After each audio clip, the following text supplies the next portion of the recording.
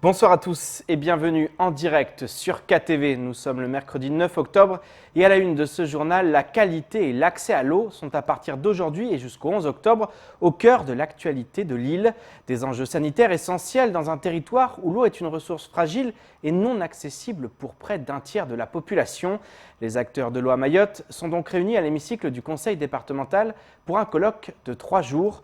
Objectif, définir les priorités d'action pour les années à venir. Un reportage signé Marion Tellier. Toutes les eaux à Mayotte passent par une étape de traitement. Ce dernier dépend de l'origine de l'eau. Les eaux de surface, plus sensibles à la pollution environnementale, bénéficieront d'un traitement plus important que les eaux souterraines, partiellement filtrées par le sol. Une désinfection au chlore s'ajoute à ce processus, une dernière étape qui intervient avant la distribution de l'eau auprès de la population. Les dernières analyses réalisées par l'ARS en 2018 mettent en évidence une bonne qualité des eaux destinées à la consommation alimentaire, une maîtrise du traitement et de la distribution qui n'est toutefois pas à l'abri de certaines dégradations. On a une eau qui est de bonne qualité, on a une eau qui est contrôlée, donc on peut la boire sans risque pour la santé. Après, il y a quelques petits messages, quelques petites recommandations qu'on émet, où il faut être vigilant, c'est notamment lorsqu'il y a des coupures d'eau. Donc c'est les consignes qu'on donne après une coupure d'eau, de ne pas boire l'eau dans la première demi-journée qui suit une coupure d'eau, parce que là, on peut avoir un risque éventuel de contamination de l'eau, vu qu'il n'y a plus d'eau dans le réseau et on peut avoir des contaminants qui sont introduits dans l'eau. Donc à ce moment-là, on conseille, dans la première demi-journée, de boire soit de l'eau en bouteille, mais ce n'est pas forcément l'idéal, soit de faire bouillir l'eau pendant plusieurs minutes et ensuite on peut la boire sans risque. L'eau du robinet est donc la majeure partie du temps recommandée au détriment de l'eau en bouteille, plus chère et génératrice de déchets plastiques. Toutefois, la question de l'accessibilité auprès de la population reste majeure sur le territoire. Les derniers chiffres de l'INSEE indiquent qu'environ une personne sur 4 n'a pas accès à un robinet d'eau dans son logement. Parmi elles, 6% s'approvisionnent à un point d'eau non sécurisé. Les 6% de la population qui n'a pas du tout accès à l'eau potable vont dans les rivières et dans les puits. Le problème que ça pose, c'est que ça véhicule un certain nombre de maladies hydriques qu'on retrouve simplement avec des diarrhées qui vont encombrer le CHM ou les dispensaires. Et nous fait courir un risque sanitaire pour l'ensemble de la population. Donc aujourd'hui, on va chercher à étendre le dispositif de borne fontaine monétique, qui est un très bon système pour avoir accès à l'eau potable pour des quartiers précaires où on ne peut pas mettre les réseaux d'eau potable. Les thématiques de la sensibilisation aux normes d'hygiène ou encore du stockage d'eau à domicile seront également abordées. Il s'agit là encore de questions de santé publique essentielles. Les personnes qui partagent des robinets d'eau potable vont aller chercher l'eau chez un voisin ou dans la famille et vont la rapporter dans leur habitation et la stocker dans des gros contenants, donc idéalement fermés, mais on n'a pas les bonnes pratiques et on arrive à recontaminer l'eau en fonction de la durée du stockage qui peut être d'une semaine voire plusieurs semaines et la façon de puiser l'eau dans ces stocks d'eau. Si on plonge les mains dedans, cette eau elle avait beau être potable, on va la recontaminer ensuite. Donc ça va être aussi vecteur de maladies pour l'ensemble de la population. Déployer davantage de moyens pour remédier à l'inaccessibilité de l'eau, préserver sa quantité sur le territoire et investir rapidement sur sa production pour préserver sa qualité.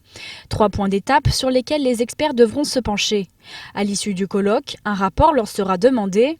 Ce dernier devra contenir les observations faites sur le terrain, ainsi qu'une liste de recommandations à destination des décideurs. Tout autre sujet maintenant, le réseau rural a été créé à Mayotte en 2016, à l'instar de ceux des autres régions et DOM de France. Ce réseau est en relation directe avec le réseau rural national. Objectif, accompagner les acteurs du monde rural dans leur démarche, notamment l'accès aux fonds européens. Si la programmation 2014-2020 touche à sa fin, il reste encore de l'argent à dépenser. Nous recevions ce matin un animateur au niveau national qui a accepté de faire le point. Au montage, Leslie Vumenet. Apparu il y a 3 programmations, le réseau rural voulu par la Commission européenne a pour vocation de trouver des solutions aux problématiques de la ruralité en Europe. À Mayotte, il est fonctionnel depuis le 1er janvier 2016 puisqu'il s'agit pour l'île de sa première programmation de fonds européens et donc du premier programme de développement rural dont elle bénéficie.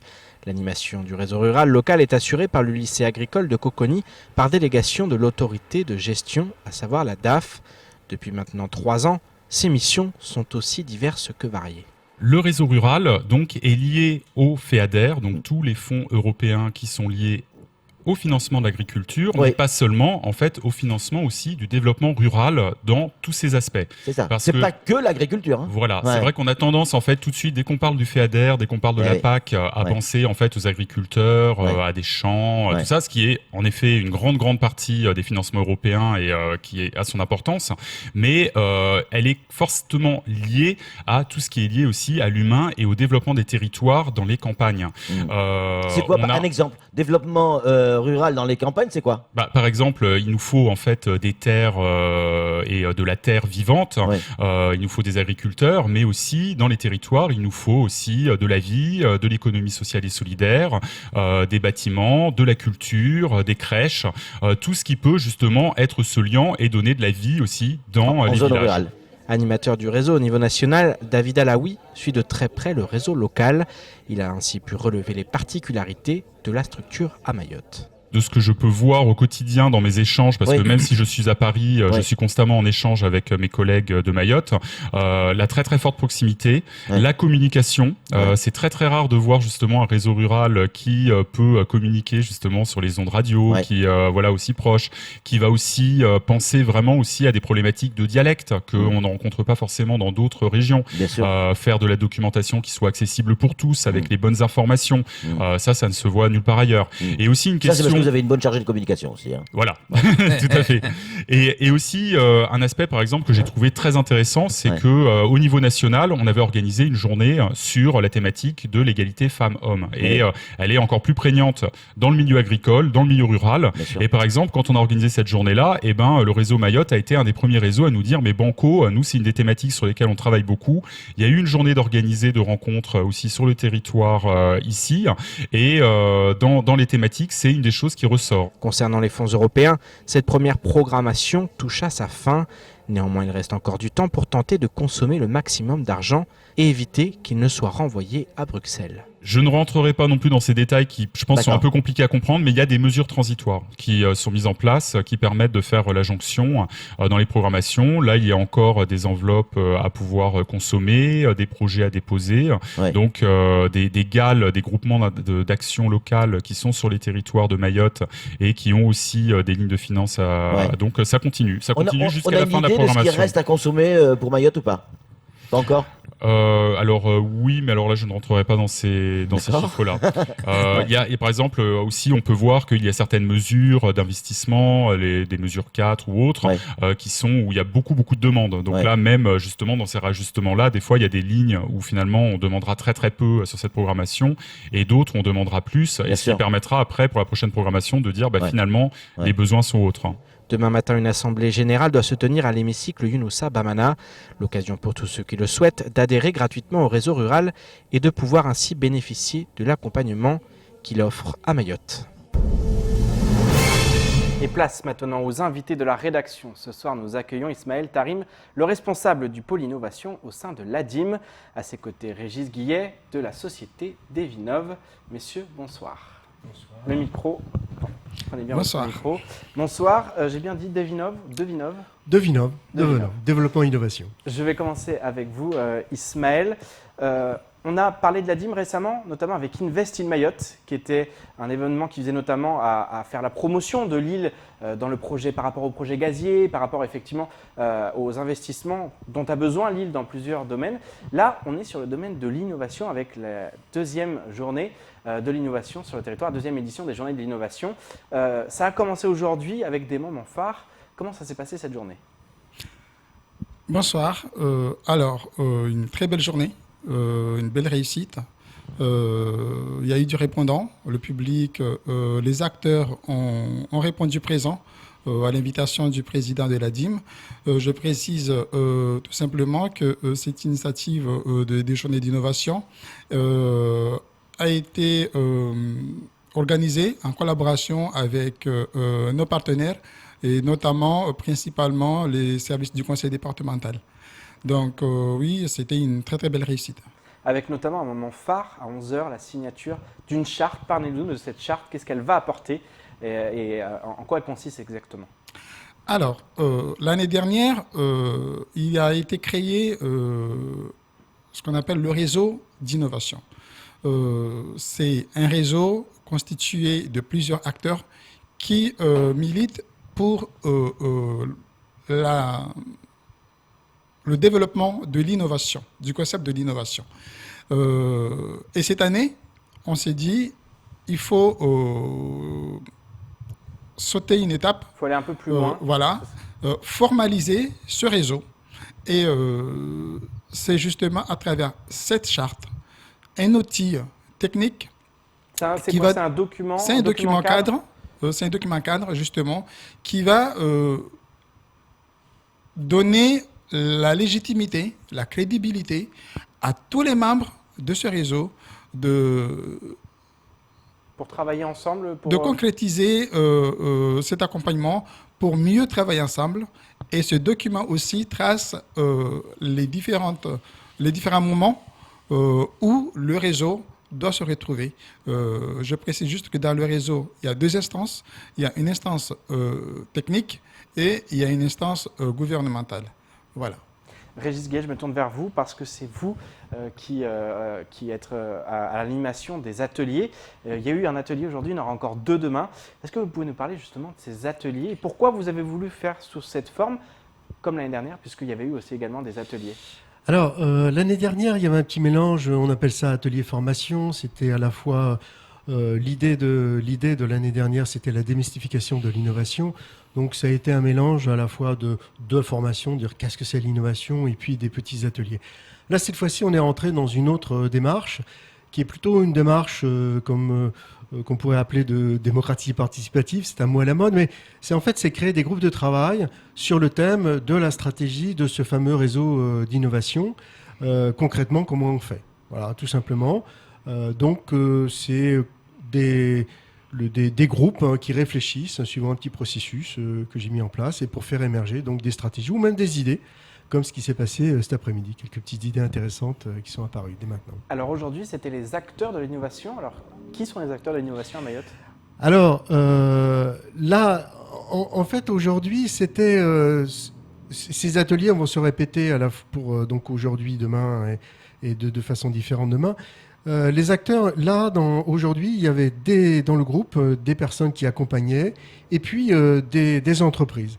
Donc, voilà un public très, très varié qui a permis de réfléchir à, en fait, qu'est-ce que doit apporter le réseau d'innovation à Mayotte, tout simplement. Qu'est-ce que ça a donné, justement? Vous avez eu des idées qui ont émergé? Comment ça s'est passé? Oui. Déjà, en fait, tout ça, il faut savoir mettre des mots beaucoup plus précisément sur ces notions-là. D'abord, c'est qui les acteurs dans l'innovation? Donc, on a recensé les acteurs, puis après, on a dit, mais finalement, comment les acteurs sont connectés les uns entre les autres? On parle de réseau, mais est-ce que c'est juste des liens? Qu'est-ce qui se passe entre toutes ces personnes-là? Et puis après, on dit, mais qu'est-ce qui va faire que ça marche? Alors, il y a eu des petites idées comme ça en vrac que je peux vous citer. Par exemple, l'idée d'une plateforme sur laquelle le porteur de projet pourrait s'identifier et dire voilà le type de projet en fonction d'un certain nombre de paramètres, et en particulier de son projet, de la nature de son projet, de son degré d'avancement, et bien d'imaginer un parcours qui lui sera personnalisé. Voilà, une petite idée qui est apparue assez sympathique. Encore une autre idée qui est assez intéressante, c'est là, on en parle assez peu, c'est, voilà, j'ai une super idée, mais pour tout un tas de raisons, je ne peux pas aller plus loin, parce que j'ai pas le temps, j'ai pas les compétences. Eh bien, est-ce que ce porteur de projet-là peut délivrer l'idée à quelqu'un qui sera à même de la porter et d'aller plus loin et de la concrétiser? Donc, en fait, sorte de place de marché entre les gens qui ont des idées, d'une part, et les gens qui sont capables de les mettre en œuvre. Voilà, 2 petites idées, il y en a eu d'autres. Ismaël Tarim, parlons de la thématique de cette année, parce que c'est quand même important. On parlait des acteurs, justement, c'est tous acteurs de l'innovation pour une meilleure marque de notre territoire. Alors justement, ces acteurs, comment on fait pour dire à la population mahoraise, on est tous des acteurs? Ça, c'est compliqué quand même, parce qu'on ne se sent pas aujourd'hui acteur de l'innovation, mais vous l'avez dit à plusieurs reprises, finalement, tout le monde l'est, sans le savoir. Oui, effectivement, Mayotte, j'ai dit ce matin que rien que l'île de Mayotte, l'image de l'île à travers son lagon, c'est une innovation dans le monde. Mayotte possède, si ce n'est le plus beau lagon du monde, c'est une innovation. La population de Mayotte en soi est innovante. Ici à Mayotte, on innove tous les jours, peut-être sans le savoir. Donc, aujourd'hui est venu le moment, justement, de faire comprendre à tout le monde que l'innovation, de la créativité, il y en a à Mayotte. Maintenant, la volonté du département, justement, dans sa politique de mandature, étant d'accompagner le développement économique de Mayotte à travers la DIM. À la DIM, il y a le pôle innovation, il y a le pôle attractivité. La volonté, c'est de faire de Mayotte demain tête de pont de l'Europe et de la France dans l'océan Indien. Et ça passe par des financements, parce que vous dites les idées, il y en a, mais c'est aussi le financement aujourd'hui parfois qui manque. Bien sûr. Non, mais effectivement, hier, le financement manquait. Aujourd'hui, le financement est là, parce que le département œuvre dans ce sens. Très récemment là-dessus. En ce moment, depuis la création de la DIM, il y a les accompagnements traditionnels de l'aide à l'investissement, de l'AI, de l'AIF. Aujourd'hui, il y a quelques mois plus tôt, le département a délibéré en faveur de l'accompagnement des projets innovants. 1 500 000 a été délibéré. Et aujourd'hui, nous discutons, nous échangeons avec les services du département pour chercher à savoir comment mettre en œuvre cet accompagnement financier. Et je donne la garantie, c'est que dès le début de l'année 2020, les projets innovants pourront être accompagnés financièrement. Donc, je reviens sur l'idée de tous acteurs de l'innovation. Oui, il le faut. C'est l'objet de la thématique de l'édition de cette année, parce qu'il faut que Mayotte sorte de ce trou et se fasse connaître à l'extérieur. Et ça, c'est par le concours de tout le monde.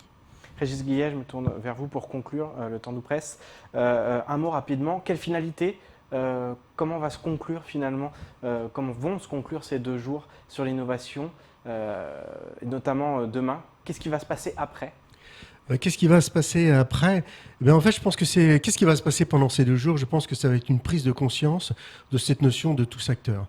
Cette notion de la nécessité, ça a été répété maintes fois ce matin lors de la conférence, la notion de lien, la notion d'interconnexion, la notion de se parler.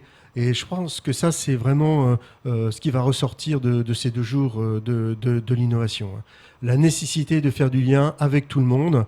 Pas uniquement les personnes qui font partie de l'écosystème, mais surtout avec la société. Donc ça, c'est ce lien qui est important entre l'innovation et la société. Merci beaucoup, messieurs, d'avoir accepté notre invitation. Merci. On sera présent demain, notamment pour cet atelier avec les étudiants du CEFR en 3e année, qui devrait être très riche et intéressant. Merci beaucoup. Merci. Et il est temps de faire le tour du reste de l'actualité locale, avec notamment la proposition de loi du député Mansour Kamardine, ou encore le retard dans les travaux du collège de Bouéni. Au montage, Leslie Bumenet. Alors que l'ouverture du collège de Bouéni était initialement prévue pour ce mois-ci, le vice-rectorat a annoncé hier que cette ouverture était finalement retardée.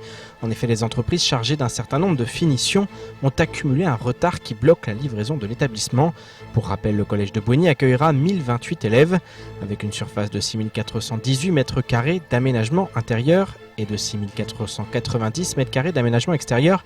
La priorité sera donnée à un ensemble intégrant de larges espaces verts, dont un jardin nouveau de 900 mètres carrés et un arboretum de 1 hectare 700. Ce dernier bénéficiera d'un ensemble de cultures préalables ensemencées à partir de graines récupérées en collaboration avec un naturaliste. Cette installation au cœur du projet éducatif constituera un élément pédagogique prépondérant dans la conduite locale des activités liées au développement durable et à la préservation du biotope, ajoute le vice-recteur. Le montant des travaux s'élève à 28 millions d'euros. Ce matin, les usagers du service état civil de la mairie de Mamoudzou ont trouvé porte close.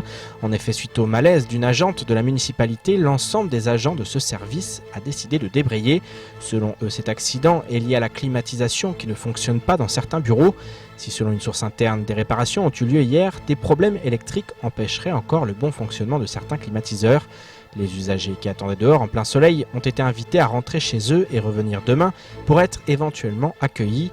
Ceux ayant des rendez-vous n'ont pas eu d'informations supplémentaires sur leur situation. Une autre source interne explique qu'au-delà du problème de chaleur dans les locaux qui est en train d'être résolu, ce débrayage revêt un caractère politique à l'heure où la campagne électorale bat son plein. Certains agents politisés profiteraient ainsi de ce problème pour mettre la pression sur les élus. Tant pis pour les usagers et la continuité du service public. Lundi après-midi et aujourd'hui, l'Assemblée nationale puis le Sénat ont été le théâtre d'un débat sur la politique migratoire du pays. Un an après la loi Asile et Immigration, le président de la République a souhaité que les parlementaires se penchent à nouveau sur l'immigration. Le député Mansour Kamardine a souhaité profiter de ces échanges pour soumettre au gouvernement une proposition de loi portant adaptation aux spécificités du département de Mayotte en matière de pression migratoire. Il rappelle ainsi quelques chiffres au gouvernement tels que les 75% des naissances de mères étrangères ou encore la progression de 110% des demandes d'asile à Mayotte. Cette proposition de loi a pour l'heure été renvoyée à la Commission des lois constitutionnelles, de la législation et de l'administration générale de la République. Elle sera donc examinée avant de pouvoir être présentée aux deux chambres du Parlement. Concernant ses chances d'aboutir, elles apparaissent maigres au regard des divisions au sein même de la majorité sur la politique migratoire à mener. Et on termine cette édition avec une cérémonie républicaine de remise des diplômes qui s'est tenue ce mercredi après-midi au collège Bouanim Titi à l'Abattoir. Cette cérémonie est l'occasion de remettre les diplômes aux lauréats de la session 2019, de la remise des brevets du collège au diplôme d'initiation au français. Cet événement sous le signe de la République et du patrimoine en a ému plus d'un. Paul Arthur Avit était aux premières loges. Reportage. Ce ne sont pas que les élèves qui ont pu recevoir des diplômes aujourd'hui. Parmi eux, ce n'est pas moins de 36 parents d'élèves et un enseignant qui ont pu recevoir leur diplôme. Une cérémonie sous le signe de la République, mais sans oublier le patrimoine mahorais, cher à l'île au parfum. Le but de cette cérémonie, c'est de valoriser le travail que les élèves ont fourni. Mais aussi, il y a un côté républicain parce qu'on voudrait que les gamins épousent, je dirais, l'esprit de la République avec toutes ses valeurs, la fraternité, l'égalité des chances que nous apportons aux élèves et leur permettre, je dirais, de réussir leur scolarité, mais en même temps de regarder positivement l'école. Ça permet de donner un regard positif sur l'école. Et il y a le lien intergénérationnel aussi qu'on a mis en place avec la remise des diplômes à leurs parents, mais aussi aux enfants. Des parents d'élèves qui se sont lancés dans des cours d'initiation au français. Ainsi, ils ont pu montrer leur détermination à leurs enfants et leur permettre d'être plus à l'aise en cas de démarche administrative. Nous avons les diplômes remis pour le DILF, le diplôme d'initiative langue française, qui permet à des personnes d'un certain âge, j'ose le dire, qui n'ont pas été à l'école, qui ne parlaient pas français il y a quelques mois, de revenir dans un système et d'apprendre au moins les prémices de la langue française, de pouvoir maintenant avoir des démarches administratives. Et ce sont surtout des exemples aussi pour d'autres élèves, puisque là on montre la persévérance et on montre aussi aujourd'hui par la remise du BIA, le brevet d'initiative à l'aéronautique, on montre aussi qu'on peut aller vers l'excellence. Une excellence atteinte par un des élèves qui a pu, après avoir obtenu son diplôme, rentrer en bac professionnel de l'aéronautique au lycée de Petite-Terre. Le moment le plus attendu des élèves, la remise du brevet des collèges, a clôturé cette cérémonie, non sans émotion. C'est ainsi que s'achève ce journal. Merci de nous rester fidèles sur KTV.